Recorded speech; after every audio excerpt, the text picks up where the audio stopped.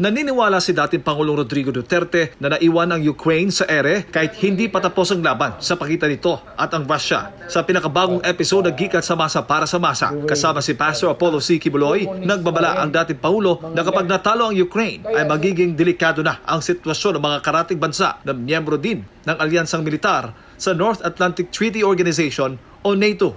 Alam mo, si Putin naman, ninenervyos kasi Ukraine and Russia nakadikit yan. Yeah, it's just a thin line boundary. Oh. Kagaya ng ating China Sea dyan, pati ano.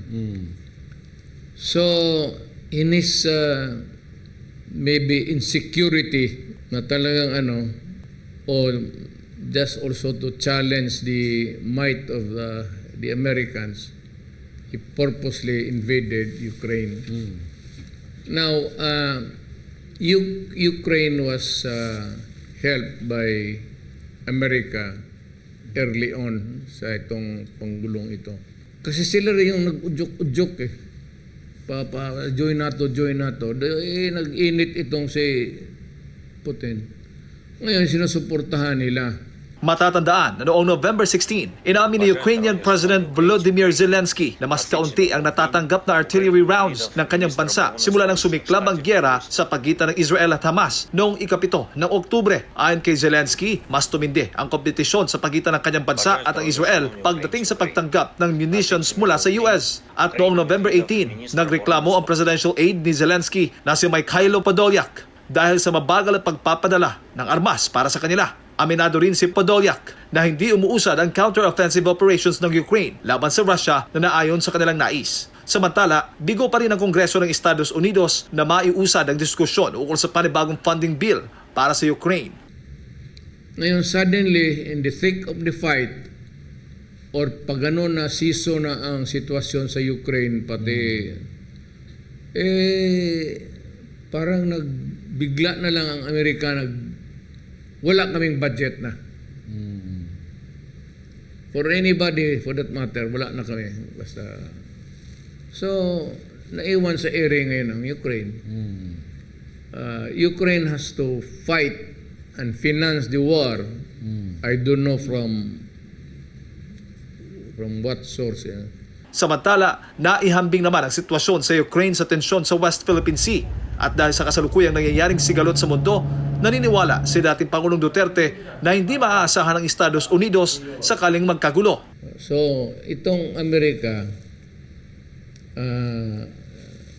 well, hindi naman pretend kasi talagang gumagastos, pero at what time would they abandon you? That is the problem. So, you cannot rely. Kaya nitong nag-usap na si Biden pati si Xi Jinping. Pagka nagkagulo dito, can we call upon the America forces to join the fray here? Yan ang problema. Nagkasundo na Dahil sabihin naman ng Amerika, maliit na bagay yan, boundary lang yan, bakit kami may kaalam? Magkaibigan na kami. No? Yan ang problem. That is how it's playing. How life Yes. makes it turn around. Para sa Ukraine Careful ka talaga ka dyan. Pinuri naman ni Pastor Apollo C. Kibuloy ang foreign policy ni dating Pangulong Duterte sa China at muling inihambing ang diplomasya ng Pilipinas at Estados Unidos sa China.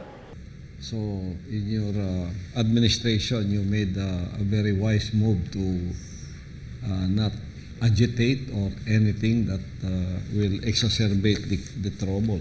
Naging kaibigan pa natin si Xi Jinping. At it has become a blessing to us na ngayon dinedemonize nitong mga ibang mga leader natin. Yung iba naman, tulad kay Biden, when Xi Jinping went to attend the APEC, royal welcome sa Amerika.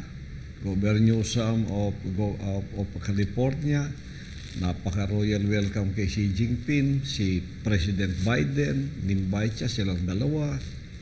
Ito namang sa atin, we are making a belligerent move against China and Xi Jinping.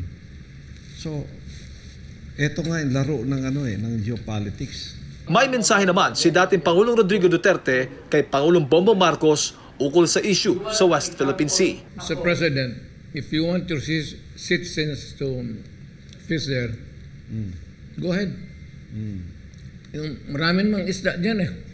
Malawak yung hindi Pilipino, mga isda rin. Oo. Yeah. Paano lang? Walang away.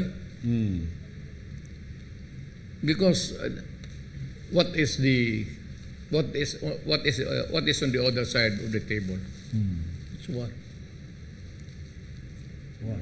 We simply cannot afford it. So, manggaling talaga sa atin at kung baba.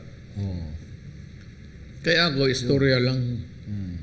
Matatandaan na nagkita si PBBM at Chinese President Xi Jinping sa sidelines ng APEC Summit kung saan sang-ayon ng dalawang presidente na ang problema sa South China Sea ay hindi dapat maging defining element o pangunahing bahagi ng ugnayan sa pagitan ng Pilipinas at China. Para sa Diyos at sa Pilipinas kumahal, ito si Jade Calabroso, SMNA News.